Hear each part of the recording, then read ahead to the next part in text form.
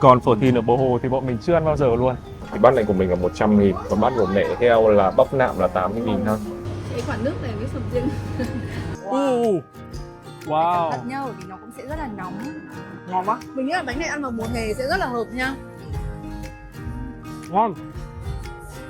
Đậu ấy thì mọi người sẽ thường ăn với cả bùn lá, nhưng mà có thích kiểu làm quen với nhau hay không ấy? Thật á? Chẳng biết nói gì. Chẳng biết nói gì cả.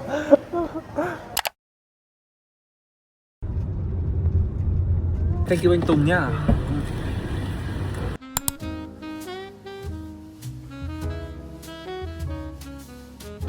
Hello mọi người, bọn mình đã tới khách sạn ở Hà Nội rồi đây. Bây giờ chúng ta cùng nhau room tour nhé. Đợt này thì bọn mình ở một khách sạn có tên là Fairmont ở trên đường Trần Nguyên Hãn, rất là mới. Phòng bọn mình ở đợt này thì là phòng suite, có diện tích là khoảng tầm 88m². Thì đi vào từ cửa thì đây sẽ là khu vực phòng khách này mọi người. Thì ở đây thì trên bàn thì họ đã chuẩn bị sẵn cho vợ chồng mình một phần bánh này, rồi nước dừa. Đó, bên này thì sẽ là một cái mini bar. Mini bar ở bên này thì sẽ có quầy rượu các thứ nhé mọi người. Đi vào bên trong này thì sẽ là phòng quần áo. Phòng quần áo thì đợt này bọn mình đi thì chỉ có 48 giờ thôi, cho nên là bọn mình mang một cái vali như thế này. Bồn tắm này thì mình có thể tắm ở đây, thư giãn ở đây. Và mình đi 2 người có 2 cái bồn, có 2 cái sink ở đây để bọn mình có thể cùng nhau vệ sinh cá nhân và đánh răng rửa mặt vào buổi sáng. Ở trên gương này mọi người nhìn thấy một cái chấm đỏ này không? Đây không phải camera nhé mọi người, mà đây nó là một cái tivi, ẩn ở trong gương. Không, với cả phòng tắm thì sẽ là khu vực phòng ngủ. Phòng ngủ thì giường mà đợt này bọn mình chọn thì là giường king chắc chắn rồi. Nói chung là nội thất cũng khá là kiểu cách và nó cũng đúng với cả cái gu của bọn mình thích ấy. Trông rất là đẹp luôn. Lúc nãy bọn mình cũng đang bảo là ở ngoài thì trông đẹp hơn rất là nhiều luôn. Với cả là khách sạn thì còn rất là mới, cho nên là đồ đạc các thứ thì mình thấy là đều khá là chỉnh chu luôn. Love like the sun in your eyes.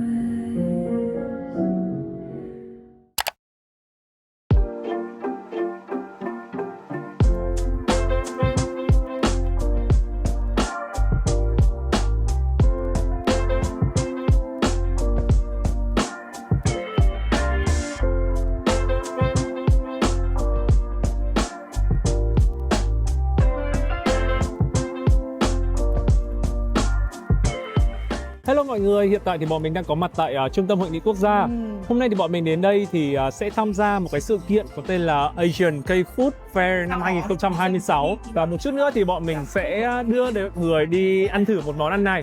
Đây sẽ là một cái vị bánh rất là đặc biệt, vì là nó hiện tại chưa được có ra mắt chính thức và tháng 8 này nó sẽ được ra mắt chính thức. Hôm nay tại sự kiện thì sẽ có một gian hàng của Samlip và sẽ giới thiệu một món bánh mới toanh mà sắp ra mắt tại thị trường Việt Nam, đó chính là lava bun. Chiếc bánh này thì sẽ có 2 vị là sô cô la trắng và sô cô la đen, được làm từ sô cô la từ Bỉ, cho nên sẽ rất là đặc biệt đấy. Và các bạn cùng với cả chúng mình cùng trải nghiệm xem là chiếc bánh này sẽ như thế nào nhá.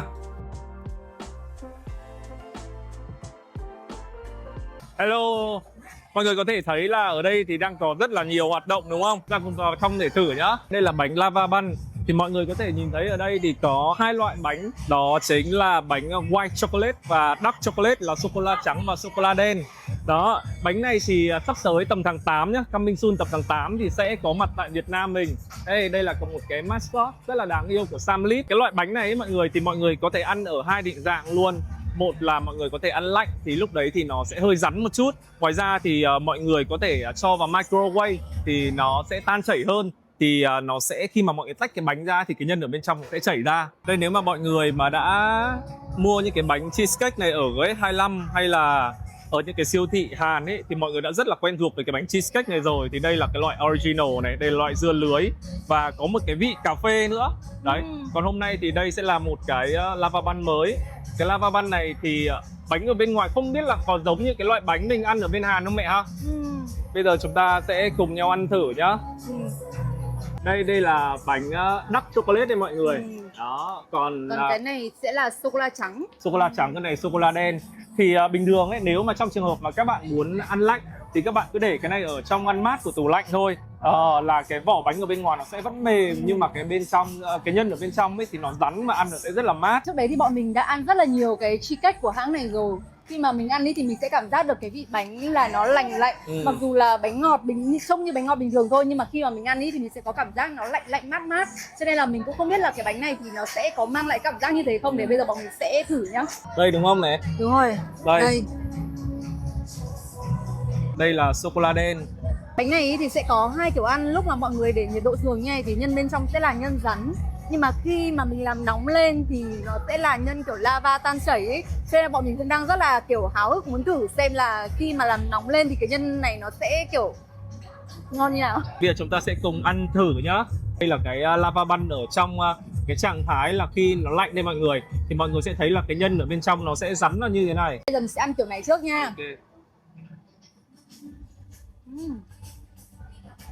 Thơm á. Nhưng mà anh đang thắc mắc ấy là tại sao mặc dù nó là bánh lạnh nhưng mà cái vỏ bên ngoài nó vẫn mềm, nó không hề bị cứng, mà cái nhân ở trong này mọi người này không hề bị chảy luôn. Cái vị này rất là ngon luôn ấy, nhân Ăn cực kỳ thơm luôn. ăn nhân ở bên trong như kiểu ăn kem ấy nhở. Cái vị sô cô la đen này thì nó sẽ có cái vị đắng vừa phải, nó sẽ kiểu ăn một cái nhân kem ở bên trong, như kiểu các bạn vừa ăn bánh vừa ăn kem nếu mà các bạn nó ăn nó ở cái dạng lạnh như này. Cảm giác như là kiểu mình ăn kem trong một cái bánh ý, rất là ngon. Cái sô cô la đen thì sẽ có cái vị nó hơi đắng nhẹ nhẹ nhé mọi người, nhưng mà rất là thơm. Của mẹ thì sao? Cho bố thử đây. Vị cực kỳ thơm luôn ấy. Sô cô la trắng thì sẽ ngọt hơn, còn như kiểu ăn kem ở bên trong thật. Cam sẽ thích cái này. Cam sẽ thích cái đó sô cô la này. Ngon quá. Mình nghĩ là bánh này ăn vào mùa hè sẽ rất là hợp nha. Ngon. Mọi người sẽ nhìn thấy này, nó như là một miếng kem ở bên trong luôn ấy. Mà cái vỏ bánh ở bên ngoài nó sẽ bị mềm nhé mọi người, nó không bị cứng đâu, nên mọi người không phải lo là vỏ bên ngoài nó khô đâu ha.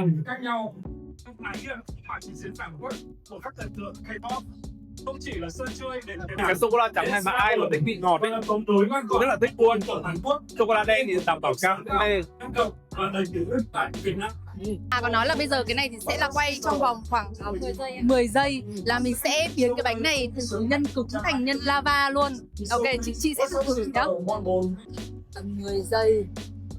Khi mà mọi người ăn cái bánh này thì em thấy là mọi người sẽ ăn thích lúc mà nó chảy ra hay là nhân nó lạnh? Em có làm cả hai kiểu ấy, thì mọi người đều thích cả hai ạ. Có người thích ăn lạnh, có người thì thích ăn nóng. Ôi trông nó mềm hẳn luôn này. Mềm hẳn luôn á. Đây okay, đây. Mọi người nhìn thấy không, là cái nhân của nó sẽ chảy ra. Mình nghĩ là nó sẽ giống như lava á. Wow. Wow. Cẩn thận nhá, bởi vì nó cũng sẽ rất là nóng. Wow. Đó. Mọi người nhìn thấy cái nhân không? Trông như sữa đặc luôn ấy nhở.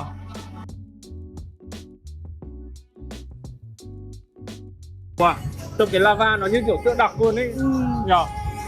Xin mời mẹ.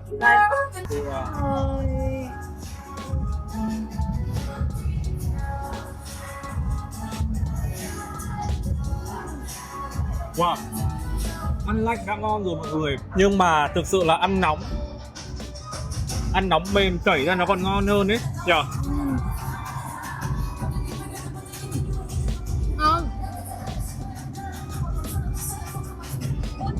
Lúc mà làm chảy ra nó là một cái vị hoàn toàn khác luôn ấy. Mình cảm giác như là cái vị nó sẽ ngọt hơn và nó sẽ là một kiểu bánh nóng ấy mọi người, chứ nó không phải là kiểu bánh lạnh như hôm nay nữa.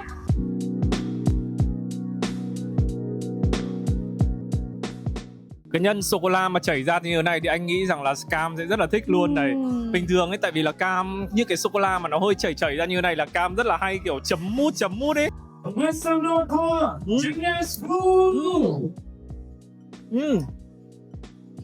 Sô cô la cực kỳ là đậm luôn đấy mọi người. Tại sao nó lại có một bát lúc mà nó lạnh? Ăn nó rất là thơm. Sô cô la bên này khi mà nó chảy ra mọi người rất là thơm, nó béo mà cái vị sô cô la nó hơi đắng nhẹ, ăn nó rất là, mà anh cảm giác vị nó rất là tươi. Cái sô cô la nó rất là tươi chứ nó không bị kiểu như mùi hương đâu. Nếu như để lựa chọn thì mình sẽ thích cách ăn mà được hâm nóng lên và cái nhân ở bên trong chảy ra hơn mọi người ạ. Nếu như thích vị cacao đậm này, ngọt vừa phải thì mình sẽ nghĩ ngay đến dark chocolate. Còn nếu như các bạn thích vị sữa béo, thơm và ngọt dịu thì white chocolate sẽ là sự lựa chọn hợp hơn. Mình thấy rằng là chiếc bánh này sẽ rất là hợp khi mà các bạn mang đi du lịch này, hoặc là khi mà thèm đồ ngọt nhưng lại không muốn chuẩn bị quá là nhiều. Chỉ mất vài chục giây để hâm nóng thôi là chúng ta đã có ngay một chiếc bánh lava mới ra lò rồi. Mọi người có thể mua sản phẩm này vào tháng 8 năm nay tại các cửa hàng tiện lợi hay là các siêu thị ở trên toàn quốc nhé. Sản phẩm này thì thuộc thương hiệu Samlip, là một trong những thương hiệu bánh lâu đời nhất của Hàn Quốc, có lịch sử từ năm 1945, tính đến bây giờ cũng đã hơn 80 năm rồi. Ở Hàn thì Samlip giống như là một thương hiệu rất là quen thuộc trong cuộc sống hàng ngày. Các bạn có thể bắt gặp các sản phẩm của Samlip từ các cửa hàng tiện lợi này, siêu thị cho tới các ga tàu. Người Hàn thì thường mang bánh để đi ăn sáng này, ăn xế hoặc là mang theo khi đi làm, đi học, cho nên Samlip cũng là một lựa chọn rất là phổ biến. Ngoài những dòng bánh truyền thống ra thì Samlip cũng liên tục cho ra mắt những sản phẩm mới với hương vị hiện đại hơn, đặc biệt là các dòng bánh nhân kem hay là nhân chocolate. Mình cũng thấy rằng là những sản phẩm của Samlip thì rất là dễ ăn và tiện lợi, chỉ cần vài phút thôi là chúng ta đã có ngay một bữa sáng hoặc là một bữa ăn nhẹ rất là nhanh gọn rồi. Bây giờ thì Samlip cũng đã có mặt rất là rộng rãi tại Việt Nam rồi. Chính vì vậy mà khi mà nhắc tới những cái dòng bánh đóng gói của Hàn Quốc thì Samlip sẽ là một trong những cái tên đầu tiên được nhắc đến. Tới đây thì mọi người nhớ thử dòng bánh lava bun mới của Samlip tại Việt Nam nhé.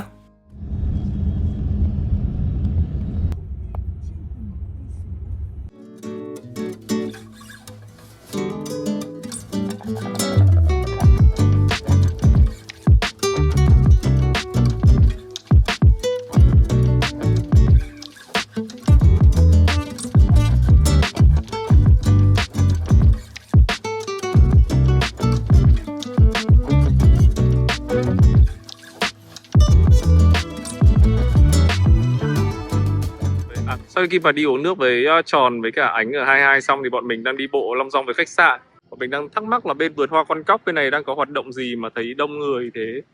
Các bác đang nhảy khiêu vũ rồi mẹ. Kia thì như là đang nhảy hip hop à? Breakdance à? Ồ, em biết ở kia là gì rồi. Mà là tẩu tình, hẹn hò, thường là ghép đôi, mẹ cá không? Trong đấy là đang kiểu như là tỏ tình xong rồi kiểu ghép đôi ấy mọi người, chắc chắn luôn. Có nghĩa là đừng đoan nhầm thôi, có một bạn nam một bạn nữ lên xong rồi kiểu có thích kiểu làm quen với nhau hay không ấy. Thật á? Đó,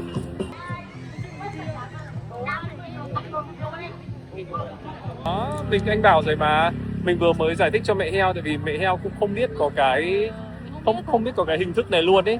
Có nghĩa là các em thường mình nghĩ là các em và có thể là các cháu là cuối tuần trên phố đi bộ nó sẽ quay lại xong rồi sẽ kiểu chọn lựa mấy bạn nam, mấy bạn nữ, sau đó thì các bạn ấy sẽ giới thiệu giao lưu. Đúng rồi. Là có hợp. Các bạn sẽ giới thiệu về bản thân, sau đấy thì lên giao lưu nói chuyện với nhau là xem có hợp cạ không thì có thể ghép đôi xong rồi làm quen, xong có thể làm người yêu. Đó. Chúng ta cũng già rồi mà mẹ. Sau lưng bọn mình đây là ngân hàng nhà nước. Bình thường các lần trước ấy, khi mà bọn mình ra Hà Nội thì bọn mình hay ở ngay trên Lý Nam Đế, cạnh cửa hàng, và buổi tối thì bọn mình không có đi ra ngoài nhiều hoặc là đi ăn các thứ thì về thẳng khách sạn thôi. Nhưng mà lúc đấy thì đi ngồi uống nước ở ngay phố Ngô Quyền đằng sau đấy thì vợ chồng mình đi bộ về khách sạn khoảng tầm mấy trăm mét. Thì bên này thì là ngân hàng nhà nước này, và đối diện ngân hàng nhà nước thì sẽ là tượng đài Lý Thái Tổ. No chưa mẹ? Ngày mai thì hai vợ chồng mình sẽ về lại thành phố Hồ Chí Minh.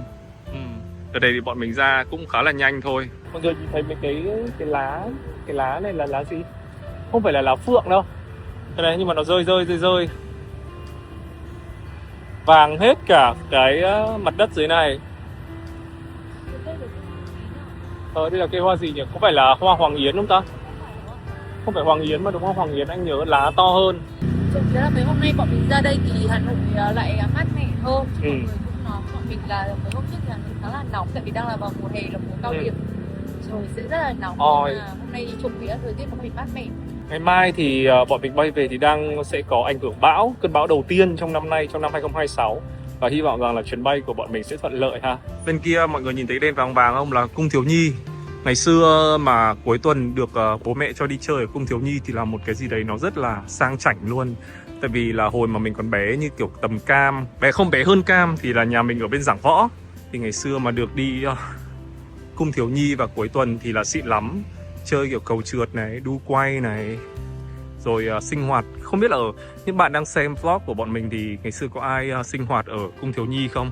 Ngày xưa thì mình có một thời gian là mình cũng học vẽ, chắc là 1-2 tháng thì đó ở Cung Thiếu Nhi này. Con mèo này. Ôi mắt to nhở.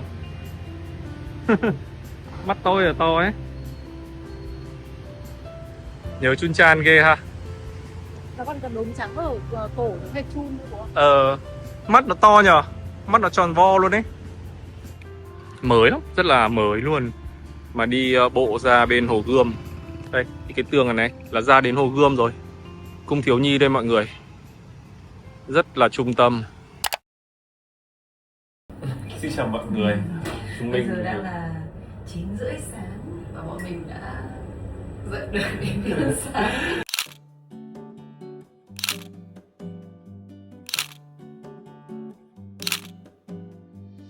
Quán phở Thìn Bờ Hồ này thì ngày xưa thì sẽ nằm đối diện với cả đền Ngọc Sơn. Nhưng mà khu vực đấy thì bây giờ đã giải tỏa rồi, cho nên là phở Thìn Bờ Hồ thì họ sẽ chuyển qua Hàng Tre. Từ khách sạn mình đi qua đấy thì chỉ có khoảng 3 phút thôi. Bọn mình ngày xưa thì khi mà ở Hà Nội ấy, thì chỉ ăn phở Thìn ở Lò Đúc rồi. Còn phở Thìn ở Bờ Hồ thì bọn mình chưa ăn bao giờ luôn. Mình chưa ăn phở Thìn bao giờ. Ok, bây giờ ăn thử ha. Hôm nay tự nhiên trời lại mát mát hơn. Nắng. Đây mọi người nhìn thấy phở Thìn chưa? Ở nhà vàng vàng ở bên đường đúng lúc của cái xe buýt. Đây phở Thìn mà Bờ Hồ kia.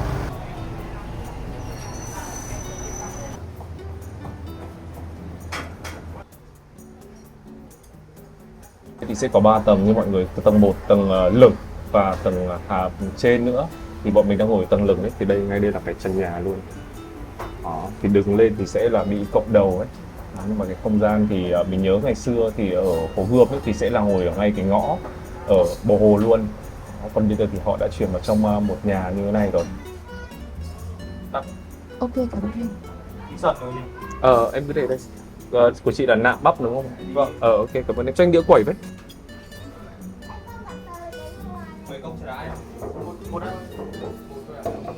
Phở rất là nhiều hành mọi người ạ. Nhưng mà là gu mình đấy. Thực ra là vợ chồng mình cũng thích ăn nhiều hành hơn đấy. Trong này bát đặc biệt của mình thì sẽ có thịt gầu này, thịt nạm này, chín gầu, chín nạm này, có bắp này.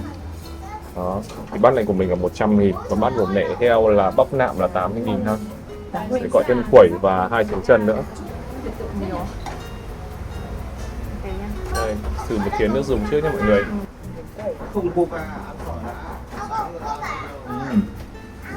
Nước hơi nhạt ha. Thế à?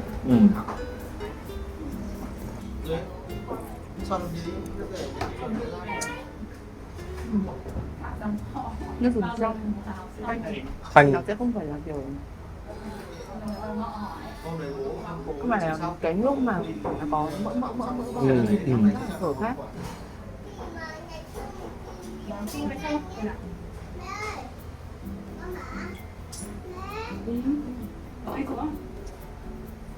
Mình nghĩ rằng là ăn sáng với một bát phở thì nó đã là văn hóa của Việt Nam chúng ta rồi. Dù thời tiết nóng hay lạnh, mùa đông hay là mùa hè thì cứ bắt đầu một ngày mới bằng một bát phở thôi, tự nhiên thấy người rất là tỉnh táo và tràn đầy năng lượng luôn. Với phở Thìn Bờ Hồ thì mình đánh giá là ăn cũng ổn, nhưng mà nếu với lần ăn sau thì mình sẽ gọi ít bánh phở hơn. Sau khi mà ăn sáng xong thì bọn mình sẽ đi ngồi cà phê.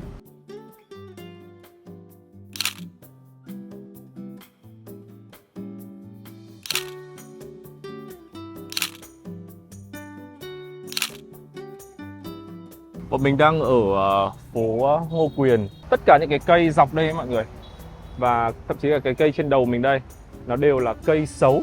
Nó chính là cái cây sấu. Mình zoom lên là mình cũng nhìn thấy quả sấu luôn ấy. Nhiều lắm, và thật ra là khi mà nó bắt đầu đến mùa, người ta sẽ trèo lên đây người ta mót.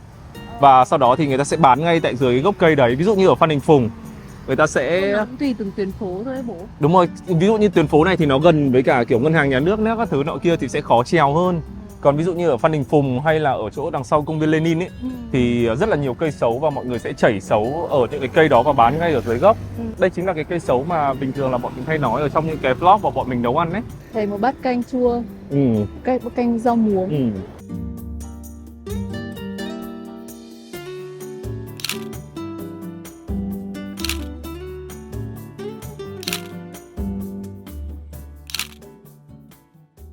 Bây giờ đang là 10 giờ sáng ngày Chủ nhật. Thì thường thì tối thứ sáu này, thứ bảy và Chủ nhật thì sẽ là phố đi bộ. Thường là buổi sáng này thì nó sẽ nóng và nó sẽ vắng hơn. Sẽ chỉ có khách du lịch hoặc là những người mà nhiều nhà gần đây họ lên đi tập thể dục vào cái buổi sáng cuối tuần như thế này thôi. Đó, rất là vắng vẻ và không gian thì rất là xanh. cái nhà tròn này này, cái nhà tròn ở giữa này, đằng sau tượng đài Lý Thái Tổ thì người ta gọi là nhà tròn. Và ngày xưa thì rất là nhiều những cái đội hip hop, tiểu tập breakdance vào khoảng tầm 15-17 năm trước khi mà mình còn đang học cấp 3 thì sẽ lên trên này để mà tập nhảy hip hop. Mình sẽ ngồi cà phê ở đây đi, bưu điện thành phố Hà Nội này. Đó. Buổi sáng yên tĩnh nha mẹ nhỉ? May hôm nay là cũng có gió đấy. Tại vì hôm nay là sáng chủ nhật ý. Với cả chắc là giờ này đang hơi sớm, mọi người chưa đổ ra đường. À đây, đúng rồi. Mẹ heo thì gọi một ly matcha latte sữa hạt, còn mình thì gọi một ly bạc xỉu. Nói chung là ăn phở xong mà uống cà phê là chuẩn bài rồi đấy. Ăn phở hay ăn bánh mì sáng giống như mẹ nhỉ? Uống cà phê là chuẩn bài đúng không? Mọi người có thắc mắc là tại sao mình đang thấp hơn mẹ heo rất là nhiều? Thế nên mình cao 1m8 và bố kia cao 1m6. Đúng. Wow, thật tuyệt vời. Tại vì là người ta hết bàn, bọn mình ngồi trên quầy bar. Mà quầy bar thì còn đúng một ghế, cho nên là mình đã nhường chiếc ghế cao cho mẹ heo. Còn mình thì đang ngồi một chiếc ghế thấp, của bàn thấp. Ôi, anh thích lắm em. Đang một người cao, một người thấp như thế này. Chẳng biết nói gì. Chẳng biết nói gì cả. Đợt này bọn mình ra Hà Nội thì đợt này em bị điên à?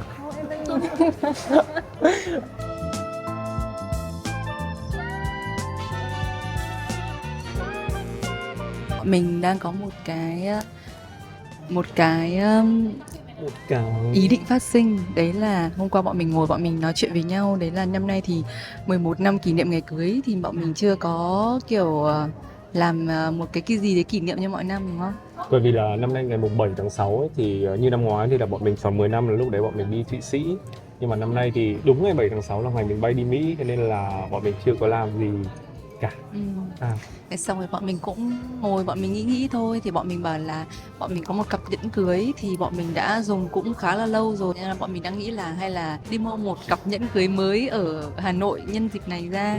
Có thể xong ở đây thì bọn mình sẽ đi tìm xem có cặp nhẫn nào đấy hợp cho bọn mình không.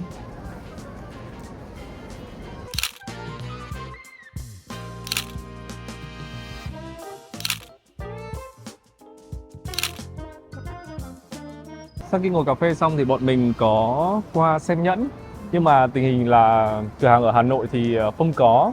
Thì cho nên là bọn mình không có size. Mẫu thì bọn mình đã thử rồi, và mẫu và màu và loại vàng thì là bọn mình đã chọn rồi, nhưng mà lại đang không có size, cho nên là chắc là bọn mình sẽ vào trong Sài Gòn và sau đó thì sẽ xem sau. Ngày xưa phố Đinh Lễ này thì bán rất là nhiều sách, nhưng mà bây giờ thì không có được bày bán ra vỉa hè nữa ấy. Cho nên là cũng đã thay bằng nhiều quán cà phê rồi. Tiệm sách thì bây giờ mọi người cũng vào trong nhà ngồi thì không có bày ra vỉa hè nữa. Khi mà ăn bún đậu ấy thì bọn mình sẽ uống với cả trà tắc. Dạ vâng ạ. Đây, các bạn cảm ơn ạ. Và thêm cái mỡ rán đậu ở trên này thì mắm tôm sẽ rất là ngon. Sau đó thì mọi người sẽ vắt quất vào. Ở trong này thì mắm tôm sẽ có đường rồi này. Đậu ấy thì mọi người sẽ thường ăn với cả bùn lá nhé mọi người. Đây là cái miếng bùn lá đã được cắt ra rồi. Với cả bún chả nữa. Rồi, xin mời mọi người ha. Cái là mắm tôm ở ngoài Hà Nội ấy, mọi người thì sẽ không bị quá là ngọt. Trong Sài Gòn thì cũng có một vài hàng ngon, nhưng mà đại đa số là trong đấy thì mọi người sẽ pha mắm tôm nó ngọt hơn. Ngày xưa ấy thì vợ chồng mình rất là thích ăn đậu rán giòn, nhưng mà bây giờ thì bọn mình lại thích ăn là ngoài giòn và trong mềm. Có nghĩa là khi mà cắn miếng đậu ra thì bên trong cái óc đậu của mọi người nó vẫn rất là mềm, nó vẫn rất là thơm. Chào cúng.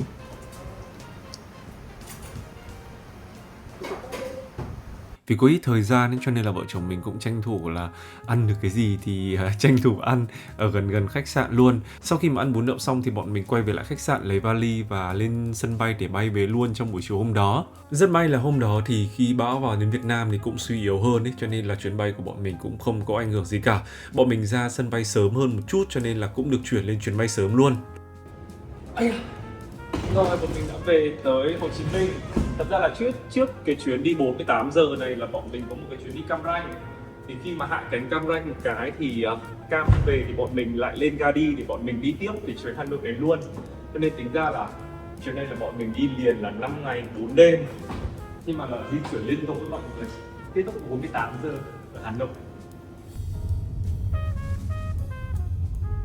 Cái nữa mà bọn mình cũng cảm thấy rất là vui, đấy là chuyến này đi ra Hà Nội thì bọn mình gặp được rất là nhiều những bạn follower của gia đình Ca. Và bọn mình thấy là mọi người cũng hay chia sẻ là nhiều khi mọi người gặp bọn mình ở ngoài thì mọi người cứ lo là bọn mình đang bận quay chụp hoặc là sợ làm phiền mọi người không có vẫy gọi lại để mà bọn mình chụp ảnh kỷ niệm với nhau. Thì bọn mình muốn là nếu như mọi người mà gặp bọn mình ở ngoài thì mọi người cứ chào bọn mình nhá, cứ gọi bọn mình nhá, thì chúng mình sẽ kỷ niệm với nhau một tấm ảnh.